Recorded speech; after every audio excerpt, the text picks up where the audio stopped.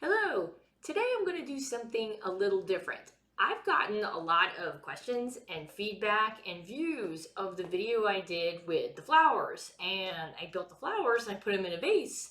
And flowers were one thing, but everybody was asking me, hey, do you have any instructions about this vase? Or can you tell me more about the vase? So I'm like, you know what? Let's do a video about the vase. This is going to be fun. So I figured I'd bring it out. I took all the flowers out of it, and I'll give you some details about pretty much what I did to build it, or the dimensions. If you want to like copy it and do some variations of it, I'll go ahead and post pictures. I'll have them at the end so you can freeze frame them and take a look at those. But let me give you some details about how I did this. The whole thing is made up of spare bricks. I have a bin. It was my largest amount of color I had of brick was white. So I said, okay, let's just grab the large bin of white bricks and see what I can come up with. And this is what happened. And it was about 3 or 4 hours of trial and error, trying to get the slopes quite right in a circular or a square type of pattern. Finishing off the top was kind of interesting because I wasn't quite sure what to do, and I was like, well, I'd like to do a little bit of a curve or something architecturally fun.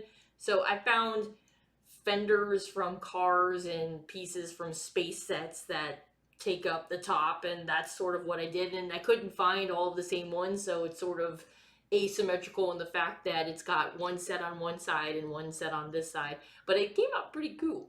So what I've done on here is I've taken the base off of it. So I'm going to go ahead and switch to a different view so you can see that. But essentially, let's start off with the basics. First of all, if you're looking for dimensions, it is actually 20 pips wide. It's 20 by 20 on the base. And it is actually 20 bricks high as well, up until the top where I just kind of added some styling. And you can add whatever styling you want to, which is about maybe one and a half, or like 1 and maybe 2/3 brick length tall after the here down, which is 20. So essentially it is a 20 by 20 by 20. Believe it or not, of course it doesn't quite make a square, or a cube, I guess you could say. So let me switch over to the other angle. And this way I can start showing you what it looks like from some of the different views. So first of all, I'm going to take the top off. So this is the base. Let me show you a little different view of this. It is mostly solid except for a few gaps in here, mainly because, I start to run out of bricks after a while, but I figured I want to have a mostly solid base as much as I can to build off of, because this you don't want to wiggle around a whole lot. I try to use the largest pieces I could also as well to make it look what I wanted it to look like. The bottom, I just put a few reinforcing plates down here so that it would just hold everything in place. But also, essentially, I didn't want it to stick out too much over the tops and things like that here as well. So the way I started out is 3 bricks tall for the base. See, there's like 1, 2, 3 layers. It is 20 by 20 across here. I did have 4, 4, 4, and 4 on each of the sides. Then it goes 2, 2, 1, 2, 2, and then back to the 4. So 2, 2, 1, 2, 2, 4. So that's what the main base was all the way around. And then again, I had the 4, 4, 4, and 4, right? And then this went 2, 2, 2, 2, 2, 2, 2, 2, all the way around. And then again, back to the 4, 4, 4, 4, and it actually goes, when you put it together, it actually goes 2, 1, 2, 2, 1, 2, 2, 1, 2, once you put the top back on it. And then, of course, I just put as many pieces as I could in between here. But the bottom layer is all one solid. The second layer is mostly solid except for a little bit in the middle, and then I just put some pieces on the top to keep everything else in place. So, again, 20 by 20, 3 layers up. And again, this is kind of what the dimensions are in here. And I've got some pictures of this so you can see it in a still view, so you can recreate the base. Because after that, you could put whatever you wanted to on top of it. But that's what the base looks like. So we'll put it over this. Alright, now it's time for the main part. The main big guy. As you can see, it's hollow. And like I said, I made this with a lot of random bricks. So the inside, is it clean?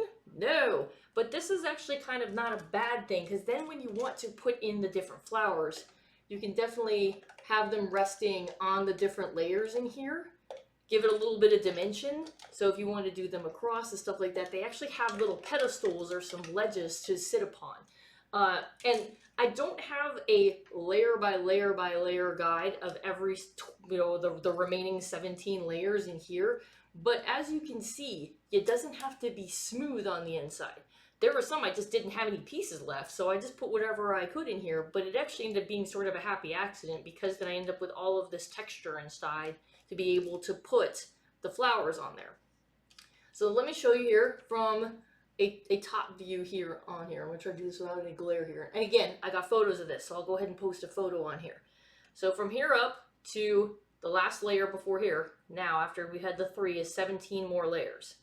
And as you can see, it's sort of like a flat face where I have 4 sections that are evenly spaced. So you have 2, and I call them reverse roof pieces is what I like to have them on there.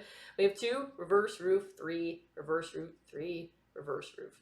Essentially is kind of how I ended up doing this all the way up. And every 4 of the sides is the same. So I tried to repeat what's on every 4 of the faces in the same configuration all the way up. And then the only thing you have to kind of like look out for then is these corner sides over in here. And again, they do match up on all 4 corners, so you know how much of a layer to turn at. But if you look and match this up, like you said, where you have sort of goes like 2, and then it goes 6, and then it goes 8, 10, 12, 14, 16, all the way to on the top of how many rows there are across here. And then the corner, you'll see is 4 before a leap, 4, then a leap, 4, then a leap, and then there's actually 5 on this one at the top. And that's because honestly I wasn't quite sure how to finish this off, so it went a little crazy sometimes. But yes, but on the way up, every time you want to build out a layer, you build out 1 every 4, and then this builds in about every 2. So and again, this is not anything that I had written down. It was, I'm gonna pull this apart and see how it looks. Oh, that doesn't look that great. Let me try that again. And one of the things I've also wanted to do is maybe even take some of this apart so I could put in maybe different colors on some of these layers. Make it look more like a Ming vase, where I can put in some, maybe across here on one of these layers, put in a blue color or like a light blue, especially from the Friends sets. They have some great teal looking like colors that would look really nice in here. You could also make it so that every couple layers is a different color and make it a gradient thing, something like a stained glass type of an item, or even put clear ones in there to make it look cool. And then here on the top, like I said, I'll give you a kind of a close-up view. These are, pretty sure these are space shuttle pieces. Or they're the big hoods from some of the automobile sets. I think these actually might be car parts on some of these as well. And on this one I didn't have enough, so I just used arches. Some of the pieces that are just the curvature that you use for archways, or for, again, fender pieces and stuff on cars is what a lot of this is. And as you can see, not a lot of fit together. Some of these pieces are so chewed up and they were old, and I just wanted to try to put together something cool. So that's how this ended up turning out. But here, I'll leave you an upside down view, even though that's almost dizzying to take a look at it. But if you see, lots of layers in here. Again, base layer right here, 4, 1, 1, 1, 4, 1, 1, 1, 4, 1, 1, 1, 4. So that's where your first layer goes. And if you look, it should marry right on top of the base, where it's going to go around that whole edge right along there and build up around it. So that is essentially how I built the vase. Again, trial and error, kind of doing a count, seeing what makes it look good. It actually ended up being almost fatter than I wanted it to be. It's sort of fat. I was kind of hoping it would be a little narrower and longer, but believe it or not, it actually was sort of, again, happy sort of accident where it's, okay, you know what, now I can fit more of these in here because there's a lot of botanical sets coming out, so it's kind of cool. One of the other things I almost kind of wish I had done, though, which I might still do, I might take pieces of it across, is maybe put a couple reinforcing strips across. Like, go ahead and put some long brick pieces on the inside of here, like across here, maybe across the middle, and maybe even a few here to make a slight grid pattern. Because sometimes these flop around, or you try to put one in and then it starts dropping down to the bottom. So I wanted to put some of the grid pieces in, or even some of the connects pieces with the holes, so that I can make more of a grid pattern, kind of like they did with the Bird of Paradise set, if you've seen that one or built that one before. So that was one of the things I think I may do as a change up on this. Another thing is that it's very, very tall. So here, I'm going to switch back to the other view. Okay, so I'm now back in the other view. Now, one of the things about this is because it is pretty tall. It's like I said, it's like in the inside is 17 or up to 18 in the inside.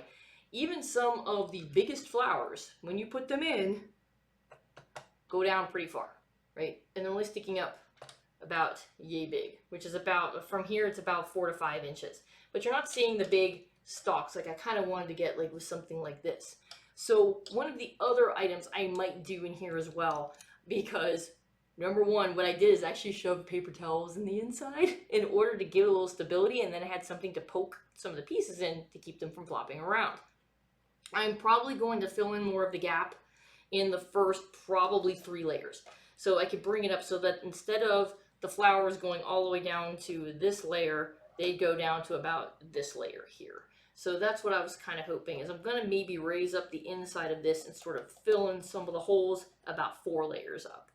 And then that should give it enough depth for these to sit on, but be able to bloom out very nicely throughout the whole entire thing.